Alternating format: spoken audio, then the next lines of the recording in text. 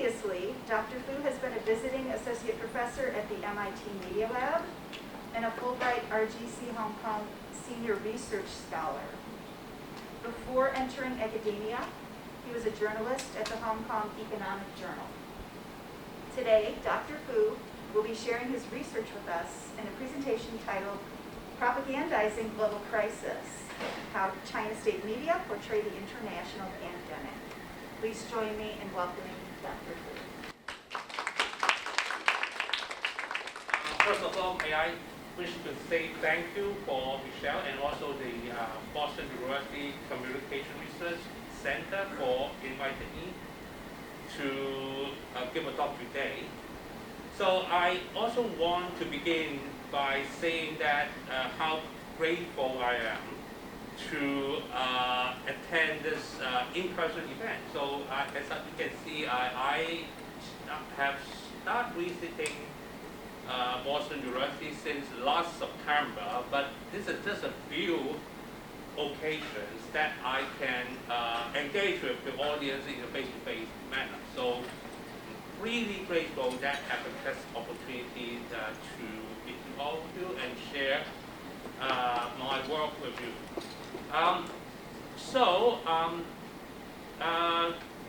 Just before I start, just want to say my style of presentation basically is more, I would like to be more informal. So if you at some point you want some clarification, or hey, I want to have a quick question, feel free to stop me and raise your hand. I would just really want to answer. Don't need to wait until the end.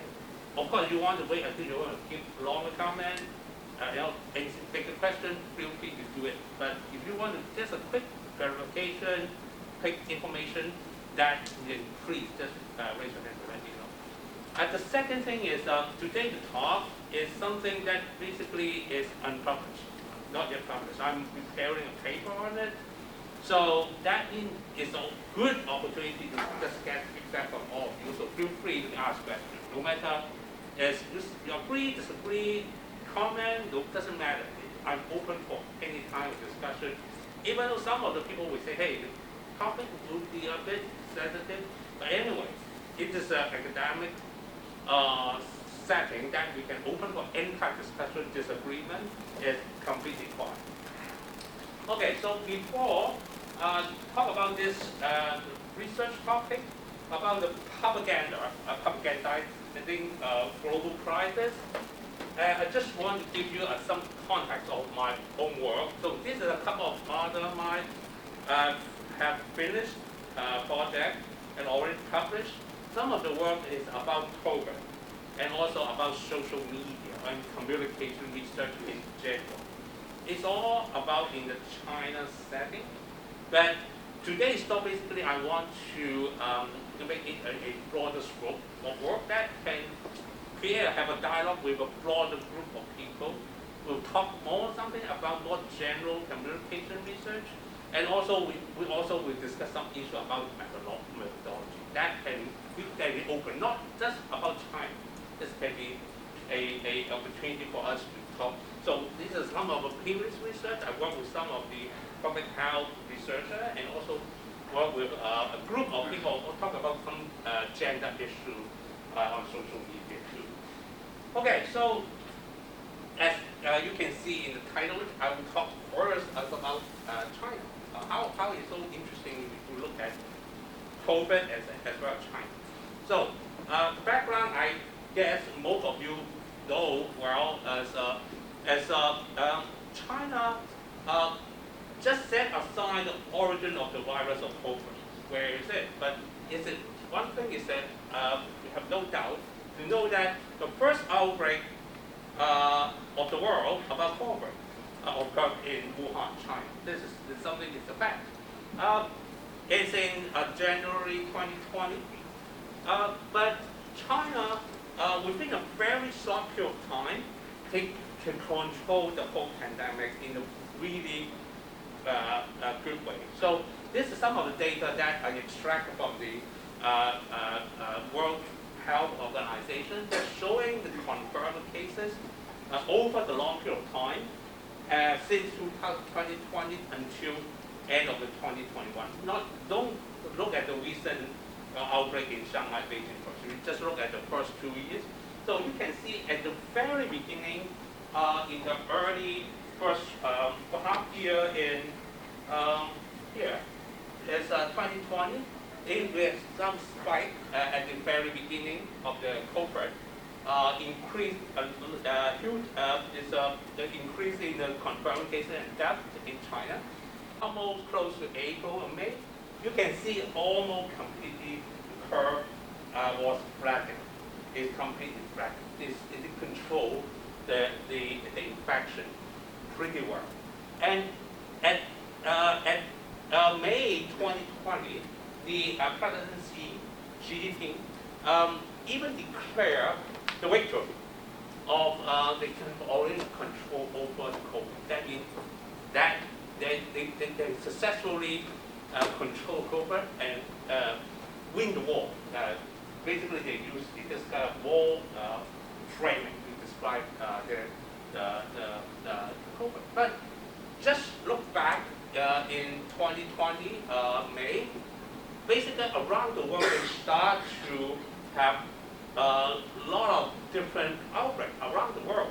In Europe, in US, you can see they are increasing almost an entire year of 2020. So you can see the contrast between these two. In China, they, at least from the figures, that we see it already quite well controlled the pandemic quite well. But at the other part of the world, basically they are steady and also increasing in the rapid rate. So one thing that also is a disclaimer also, when we look at this kind of figures, that is we need to be cautious because the definition of different society, they define confirmed cases and the death in different ways. So that may not be apple-to-apple comparison, but just get all the data come from the WHO website. Okay, so that's that means come with no surprise. We see in general the Chinese people who think the government has done an excellent job in controlling the virus. So one of the survey already published figures in 2020 April, published in 2021, found majority of Chinese citizens basically found a high level of satisfaction towards the government performance in distributing information as well as providing the material, delivery material. Pretty high satisfaction. But also another disclaimer in authoritarian country, opinion poll is not always reliable because some of the people might not disclose their true thinking and true feeling in the opinion poll. So that may be some kind of what we call in research called preference falsification. That means it's not entirely getting the right result. That is something that we have to be careful. But this is basically come from a research for that to find a high level of satisfaction. So this is from opinion poll.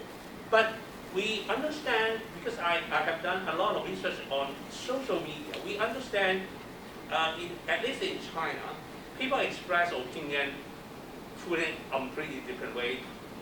What they talk to the interviewer might be different from what they post on the line, on the social media. So that's also, some of the research also look at how the people express their view online. So some of the research found there's some kind of mixed opinion. Some of the very negative comment towards government in the early stage in 2020, but when they start to in March or April and until April, Wuhan we open again. That's the people the support rate increase again. So that is a mixed comment of what the in general the government. But in general, the research right now we found hey, the Chinese people really seems to be pretty supportive to what the government has done. But one thing, and also what I want to address in this research project is look at another way China to create a political communication strategy to make the people think, hi, Chinese government have done a pretty good job. So we observe that in the government state media, they extensively cover other part of the world, the pandemic. So they spend a lot of news story, and they cover a lot of news report to report about, say, United States, the pandemic, in other part of the world, pandemic. For example, this is one typical post about the come from the people's.net. So basically, it's the government state media website. So I haven't translated the whole piece, but just the title is they emphasize. This is on September 2020. They emphasize in United States over 20,000 people lost their life, and they hashtag the failures of a state, basically referring to America. So they stand this is some kind of typical coverage about in the state media to report about another country, the pandemic, and also in the way that basically had a pretty negative language to describe another country pandemic. This has come from the central media organization, but it's not just for central, even for county level, local newspaper outlet, just like this one, they also had a lot of this type of media report using the way that attack another country, how they manage their own pandemic. For example, this one is come from a county level local paper, and they use out of control pandemic and endless scandal, referring to at that time the President Trump, how they handled the pandemic. So the question even why the people still supported it, and just for your information, this is basically it's a few months before the election, the U.S. election. So they also, even the local paper, when you talk about the pandemic, also will link and frame it in the way linked to the politics, into some of the election issues in America. Not just America, in other countries that had some conflict with China in 2020 is Australia. So Australia was the first country to request the WHO to launch a full investigation of the origin of the virus of the COVID, and that was create a lot of conflict with China in 2020. So this is one type of story that cover basically extract from the Australian newspaper that Australian government should doing some experiment of new vaccine, but was successful, and basically highlight as one of the story in China Daily, another state media outlet. So this another example is a Shanghai-based state media outlet, but now they talk about another country. Since these are the two countries had a better relationship with China, so they Brazil and Indonesia. Basically, both countries import vaccine from China. So as I will show it later, these two countries, when they did their pandemic or present on the state media, they tend to be much more better than the other countries. So I will show you in a minute. But this is some kind of story. Hey, these two countries getting vaccine support from China, and even America. This is in close to the end of 2020, and start to launch a vaccination campaign in America. So this is a general some of the example. I want to show it that to kickstart what I want to make a point here is this kind of media representation of crisis. I would say this is the big use of what they call the social comparison framework.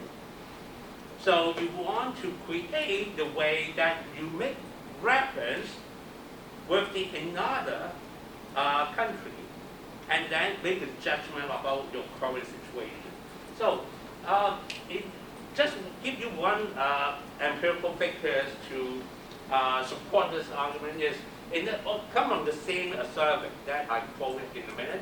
Is 92% of Chinese respondents were aware of the confirmed cases around the world, but very few of them aware of the confirmed case in their neighborhood. So that means it seems to suggest that they had a lot of exposure to the media report about globally, but they don't have a lot of idea what in the neighborhood, what happened. So that suggests this kinds of references, how they compare and to consider their own situation. Then I refer to one of the theories that used extensively in social science. It's called the relative declaration theory. So that which suggests that people are inclined to consider the relative depreciation rather than absolute, by making comparison, upward comparison to the people. For example, if you are in Boston, if you consider your income level, you are more likely to compare your peer in here, whether or not how much you earn after graduation. Even though you earn much more than another colleague in Maine or in New Hampshire, but you will consider your relative income earning with your peer in your same labor. So you will compare with some of the what we call the upward comparison, counting some of people. So even though your absolute level of income is much higher than many other parts in America. So this is the general theory that we may find it in social science, that people make reference to make judgment about their own situation. And when they're making this kind of upward comparison, usually they will recognize their disadvantage, become angry, dissension, and in some of the political science literature, even suggest that is the cause of the possible disability,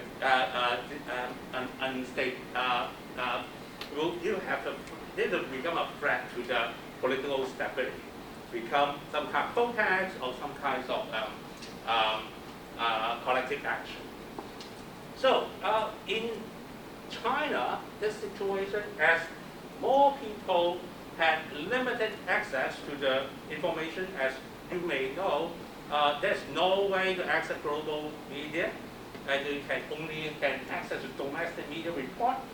And then the state media basically direct the people to make downward comparison because they have a lot of coverage about the global pandemic.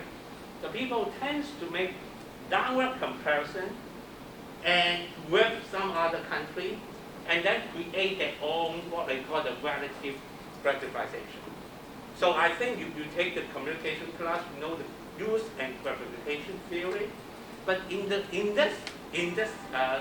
context, is the way that we create by using media exposure to a reference to facilitate, you make downward comparison and create some kind of relative gratification.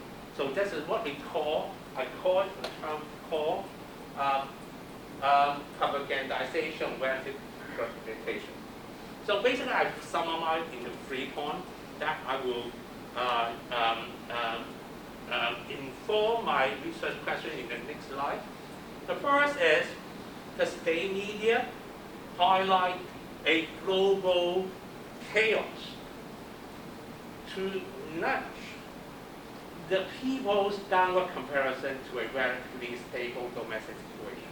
So I use the term nudge to basically refer to the popular science bestseller, the nudge theory, that usually also that basically hints the people to think in a certain way, and we for some kinds of thinking, or even some kind of behavior change. So this is point number one. Point number two is when they describe about other countries and take it as a reference, the nation advocacy, that means some of the countries that you have issue with them, some have conflict, are portrayed worse than the country else. That means if you have a good relationship with some part of the country, they usually, in general, they will describe better than some kinds of country you have conflict and issue with them. The third is also leverage on the popular public, their nationalistic sentiment. That means they draw on their own dissatisfaction to the other country and then to try to reinforce the thinking about this issue. So this is a free point that I want to summarize what the argument about this research. So then I derived 4 different research questions based on this argument. First, was the international COVID generally report in China's state media more severe in the domestic situation? Second, as a country, the relationship with China associated with its COVID severity represent the state media while controlling for the actual epidemiology severity. This is very important because when you say, hey, maybe that the country, China report about America really, really bad, not good. But maybe, indeed, in fact, United States did it really, really bad because in reality, that we can see the confirmed cases much, much higher than the others, at least in the 2020, in the early stage. So then, from the research perspective, we need to control for the actual alternative explanation for it. So that's why I control for the actual epidemiology reason to explain for the relationship. The third is, hey, would it be that this is not really a state propaganda, it's just a basic reflection of the public opinion, that may be another alternative explanation. So that's why in the point number 3, I also want to adjust for the alternative explanation for public attitude. So disregard of the influence coming of public, whether or not the state media really report in the way in the larger than the others. So the last is, another question is to see if this is really a propaganda that will have a really high impact on the central level media rather than the domestic or local level of media, because there is hierarchically there are more direct control of the media. So that's why we look at these 4 questions in this study. Okay, any questions so far? This is the overall conceptual part of the study. Then I will move on to the method part and data part. Any questions? Feel free to raise any question, comment at this stage. No, okay. So then maybe wait until the last part. Okay, this is the data and methodology. So, but before I move on, I just want to have a quick survey of the audience, how much you understand about the research methodology. So, how many of you know how to do regression model? Not a lot, but only a few. The majority haven't have experience on it. So then I don't expect you also have experience to do work embedding, text mining things, and also not to mention about the instrumental verbal approach. Okay, but anyway, I try to give you a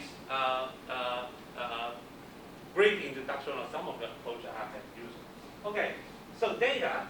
So I collect the social media data from one of the projects I call the Weibo Scope. I have started this project 10 years ago to collect the social media data in China called Weibo. It's basically equivalent to Twitter in the Western context.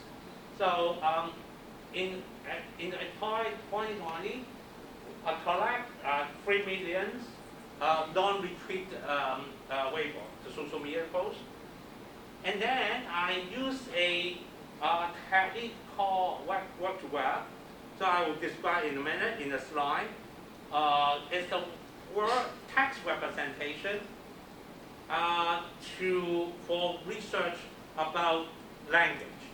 So there are 2 advantages of using this instead of some of the conventional approach. First is when you want to analyze a lot of text data. For example, you analyze Twitter data. So you need to manage as data with a lot of different terms of words. So for example, the typical English terms, you need to have 1,000 or even 10,000 different terms that you need to have. So that is a really large data size that you need to process. But using the web-to-web approach, one good thing is, one beauty of this, you can convert your data into a much lower dimension data set. So usually they talk about it's a 300. So you convert everything into data size with only 300 components. So then it's much easier for the data analysis. Another good thing is they will consider the context of the term, which is something a lot of people criticize the people doing text analysis. They just ignore everything. They just ignore what they talk about. But web to web will consider the context. I'll give you an example in another slide. Yes. Weibo is owned by who? No. Weibo is basically as Twitter in China. But Baidu, Twitter is privately owned. privately owned, yeah. It's privately owned, but just like New York Times, Fox News basically on Twitter. So state media, they also make use of this social media platform to disseminate the news story. So that's a social media platform, popular social media platform. Okay, how we define state media? So I used one of the open data source defined by the government. What means of state central level? What means provincial level media? So to define. So I identified 732 different state media Weibo accounts. So this is the whole list of state media accounts that I will consider in the study. So another data source that I used besides the social media data, I look at the actual epidemiology data. As I just explained, I need to control for alternative explanation to that. I need to use the WHO data, COVID data. Another data set I use is the United Nations General Assembly voting data. So anyone know why I use UN data? Why I need to get this into my model data? Because I need to create a variable to indicate the relationship with China. So as one of the explanations in the question number 2, I need to test is the country, the COVID severity related to the relationship with China. So that's why I use this journal voting data to see over the past 5 years, over all the motion that in United States, that China and American cast differently. So whether or not that country side with China as a proxy to represent the relationship with China. So this is the way that will create a quantitative measure to try to proxy the relationship with China. That's why I get also another data set to help to create this data. Okay, the last thing is I got live experience. So So again, hey, why? If you're talking about media, talk about this relationship, why you get line expectancy into the pictures? So I will explain later in another slide, but what is this? Is the approach, what I call the instrumental variable approach. That means that I need to find another variable that is very closely correlated with the variable of interest in the study, which is the relationship with China, but unrelated with the outcome variable directly. So this is the way that I found this another data set to support this study. So I will explain later why I do this in another diagram. Okay. Yeah, I have two questions. Yes. First is related with the second bullet point. Yes. My very big memory is Mm. telling me China many times, in many occasions, would vote for abstain Yeah. or neutral in some certain cases. Yes. So in those cases, does that mean like all the other countries, no matter they vote for or against, would be considered not as sided with China? Good question. Yes, I basically consider in the data set abstain, support or against. So even China abstain, I would consider also follow the abstain as a way to indication their side of China, provided that America at that time is not abstain.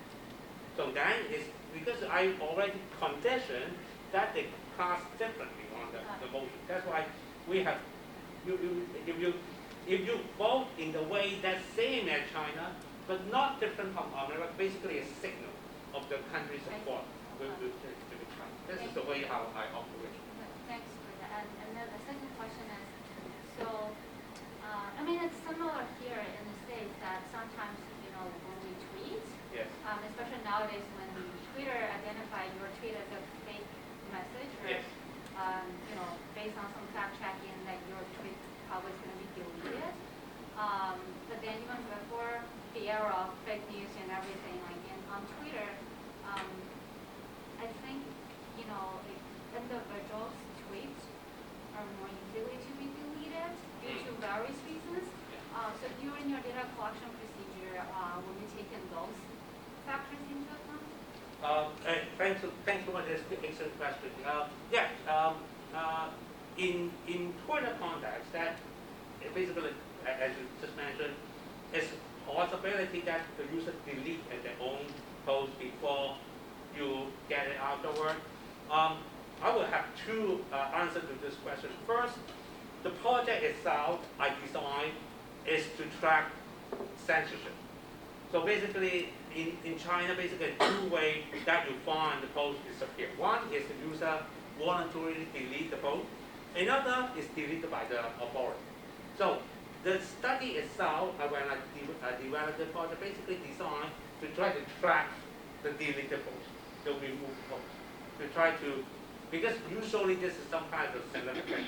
It's not always a misinformation. Sometimes it's about comment about government, something very important emergency issues. So that's why it's also the project itself is trying to capture this missing pieces of information. The point number one. Point number two is the data collection design is not wishful collected. I'm not doing a wishful collected data collection. Basically, I collect the data on the phone.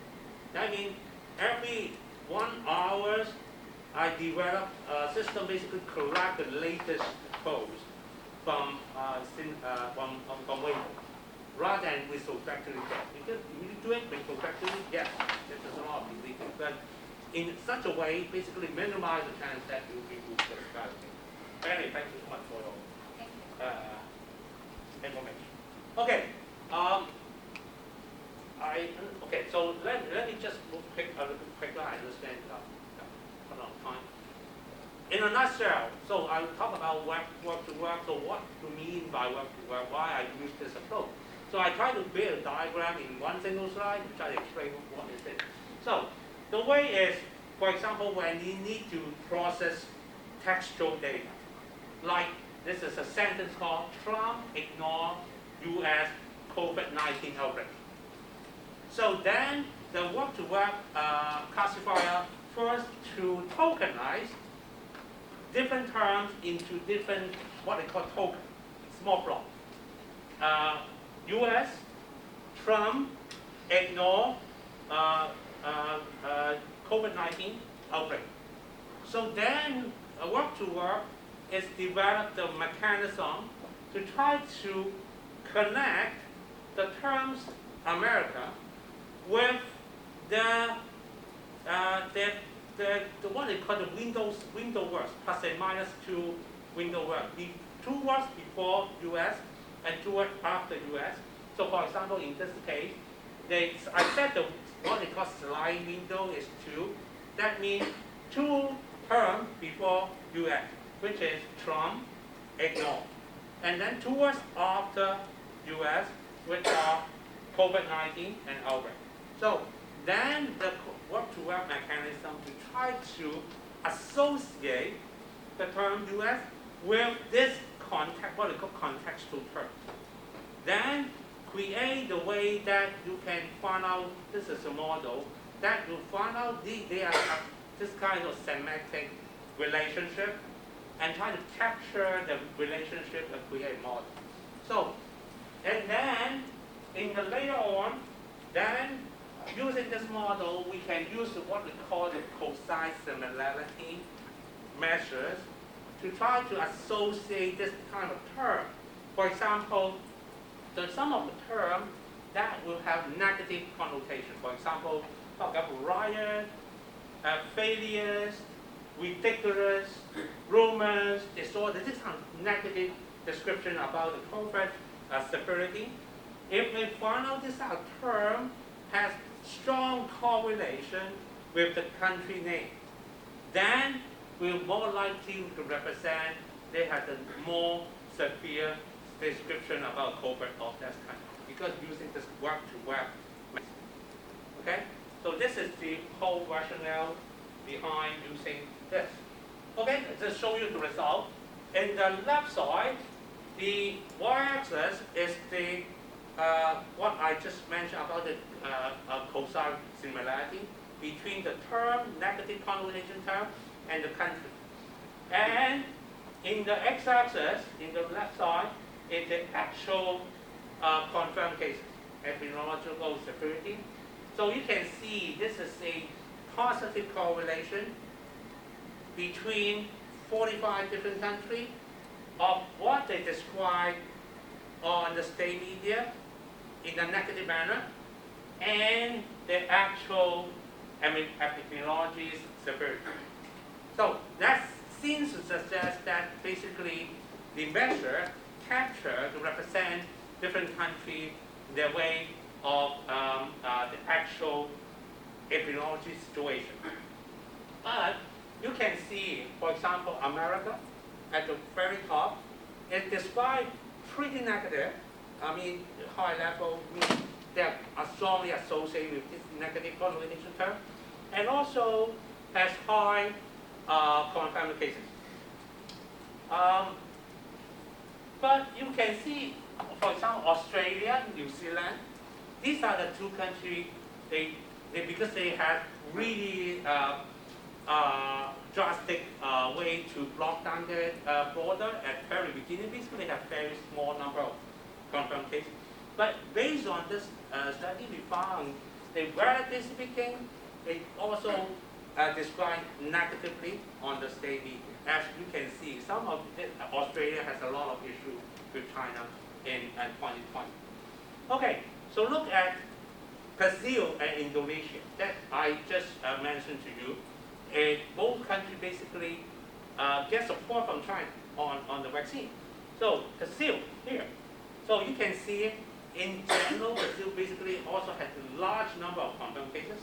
But relatively speaking, they have record much less severe than America in here.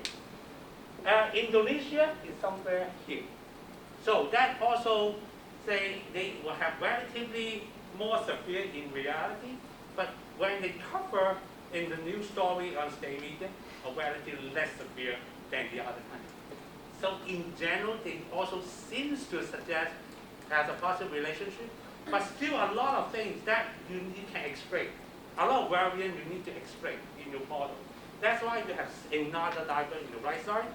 So the right side, the x-axis is the relationship with China. And that you are using the voting data of the United States to show it. So now you can see a negative correlation between the negative representation and the relation to China. Because the relation to China means how many number of times you vote side with China.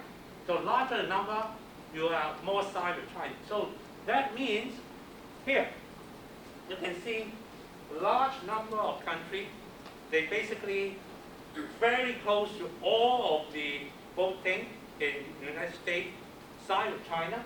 Then relatively speaking, they report much less negative than the other countries in here. But relatively speaking, you can see America, New Zealand, Germany, India. These are countries that, relatively speaking, you can see is not in the way that to represent the, and also you can see a correlation in minus 0.5. It's a really strong correlation. Okay, so maybe give me another 10 minutes. I try to finish. So another way is, I understand a couple of you know how to do regression modeling. So let's start by looking at, when we need to address the second research question, I need to consider the representation of corporate security, controlling for the alternative explanation, at least two. One is the actual epidemiology. Second is the public view. So we control this covariate. And then to test if the relationship to China really explain this kind of variable. This is the research question for number 2. Okay, this is a typical research, regression model scenario. So then, if you know how to do it, just put the data into SPSS, run it, and then you get the data. Okay? That's it. But now, as more social scientists now are concerned about the interpretation of the result, they introduce more new technique and understanding to try to have some kind of what they call causal inference consideration. So then they will start to look at some of the issues. For example, when you run a regression model, I understand your instructor will say, hey, you need to do some kind of diagnosis to see if the error has some kind of correlation with your predictors. So then usually you'll find out this kind of error is not really random. In some case, that will correlate with your predictor. There are a couple of explanations. For example, there is some omitted variable that you have not put it into your data. Some of the unobserved data variable that you haven't put it here. Another possibility is the measurement error, because all the data have not is not perfect. It should be noisy, and some of this kind of noise will also correlate with your error. That will introduce a problem in the model. So now that's why in the latest social science study about causal inference, they will introduce what they call the instrumental variable into this model, which is here is why I use the life expectancy. So why you use life expectancy? Life expectancy in this case is by definition, but not by definition, based on the previous research, we can find life expectancy is strongly correlated with the relationship time, because unfortunately a lot of countries with high life expectancy usually are developed country and also a democratic country, and then usually this kind of country also not friends of China. So that's why it usually has a strong correlation between these two variables. But life expectancy is an entirely different set of data. There's nothing about politics, nothing about media. So usually when you choose this as an instrumental variable, you can find out it's not really correlated with the measurement error.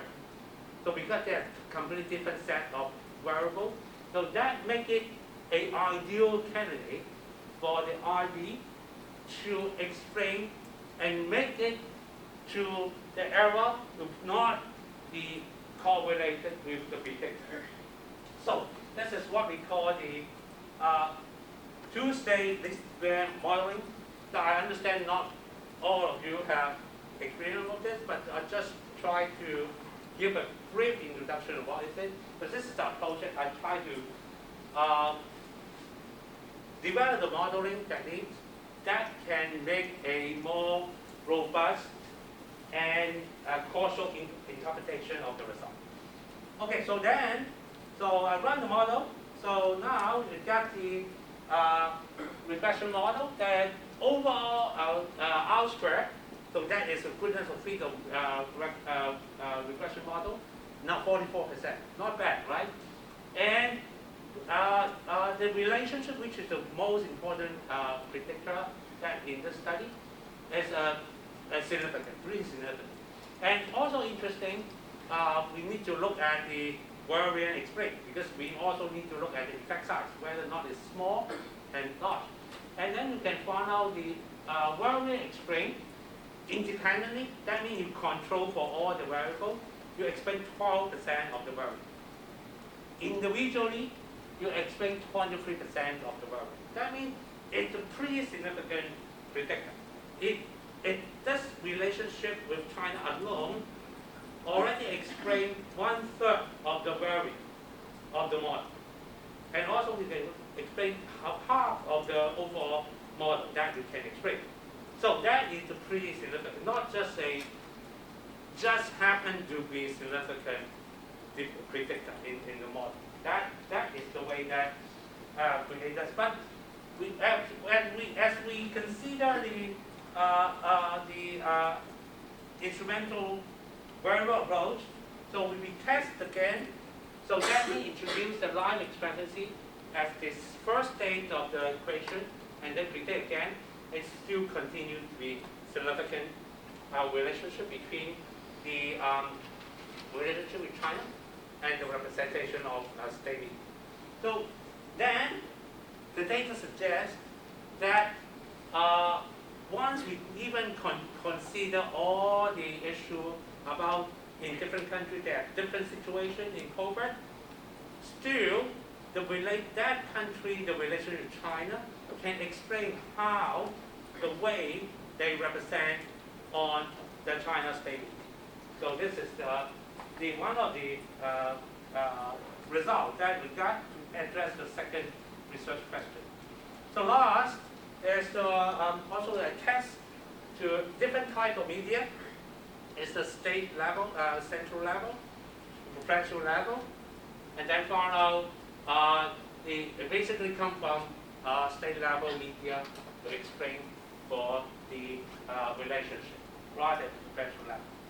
Okay, so this is my last slide. So then there's a couple of one discussion. So when we talk about propaganda, so usually in Western Twitter context, we refer to misinformation, disinformation campaign. But actually, in this context, propagandistic content is not necessarily factually incorrect.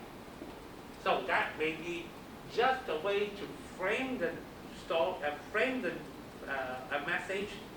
In this case, to nudge, or use a nudge again, nudge you to consider another reference that is really bad, and prompt you to make downward comparison with another country. Then you will create the sense that, hey, China has done pretty well in containing COVID. So I call it the propagandization of the relative radicalization. It's hard to grab. There's so many stations. So gaining public approval. This is help the government to gain the public approval, and also reinforce the domestic support for the government cause. So that is basically it's a way. From the government point of view, this is a pretty good way to try to gain support from the public. So that also not just for COVID. So it also can be applicable to the other scenarios. For example, in China state media, we can see frequently refer to America, their domestic problem, for example, racial violence or partisan politics, all these things. They try to highlight in the state media, then in the way to harm the people and not the people, to make downward conversion to relatively more stable social environment and relatively less racial discrimination in China. So that also can be used this same model to understand for the other scenario.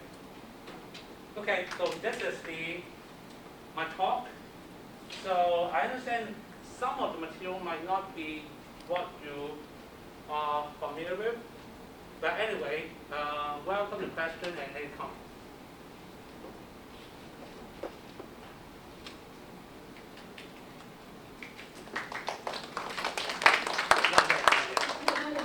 So I'm wondering,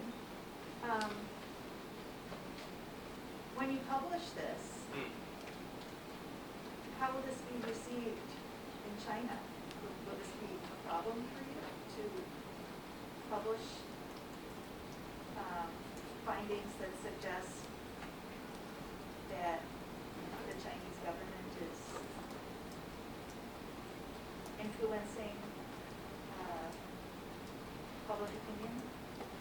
Thanks so much for a question. And also, I have no intention to say something bad about China.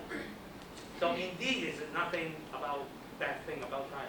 Around the world, I just mentioned why I use the term nudge. Basically, if you read that book, Nudge Theory, you can see around the world, including America, they use a lot of different campaigns. So I try to nudge people to change their behavior. So this is not, I understand this is controversial. A lot of people also argue that that may not be a right way to influence the people's free will. But basically, it's not just China. It's around the world. In China, you have a very specific context because they have immediate control. There's no, the typical Chinese people have very limited sources of information to access. So that's why they rely on the same media to understand about the situation about COVID. So that's why you create a scenario that you can use it as nudge to inform people to create an understanding. But this technique itself is not just for China. I understand if you read the book around the world, including America, they're also using similar techniques. But thank you so much for your care. You may have already explained this, but was it sort of quantify what manipulative propagandistic content is? Were you using solely those keywords and like the framework of U.S. Trump? Right. And I guess how do you like fully, I guess, because I see that combination of words as, fully having the possibility to be propagandistic, but I guess what's the defense behind labeling those keywords, just only those keywords as propagandistic content, you know what I mean? I try to answer the question, I'm not 100%. So the question is more about why these kinds of keywords that will associate with what I described as negative connotation or more focused security. Okay, so the way I divide this list of terms is usually when you're doing this kind of study, the best way is you have some kind of dictionary already available. and some of people already validate for you, and then you can just simply use it. But in real world reality, usually it doesn't exist. Because in this scenario, I talk about a country description in Chinese, how they describe about another country, their severity. Basically, no such thing happens. So I need to divide myself. So what I did is, first, I did reading of a lot of widely circulated same media posts about different countries. I inductively derived a long list of keywords. Second, I asked two of my research assistants, basically of my students, to independently to cope if these kinds of keywords relate to negative connotation, positive connotation, and neutral description. And then they do it independently. And then, of course, at the end, you find some description. Some of the terms say, hey, I think it's negative, I think it's neutral. So at the end, I remove all the discrepancy. I just get all those at high level agreement. And then basically have couple of this two level of validation. And then I derive this list of negative and also positive and neutral connotation. So to try to justify how you do it. In the paper, I have some kind of figures like what you learn in your communication research class, the Kipper, different types of reliability tests to try to justify the list. But yeah, this is no other way to do it better than this one. But thanks so much for that. I'm sorry, we only have this room until 4:30. I apologize, so we have to cut it at 4:30, which is right now, because this is a registrar control. So I maybe apologize. last question or what? We have to stop now. No, okay. Sorry. So maybe we do it outside? Yeah. In the hallway, Anyway, absolutely, yes. yeah, anyway, thanks so much for So attending. sorry. Wish you have a nice summertime. Thank you you. so much. Ideas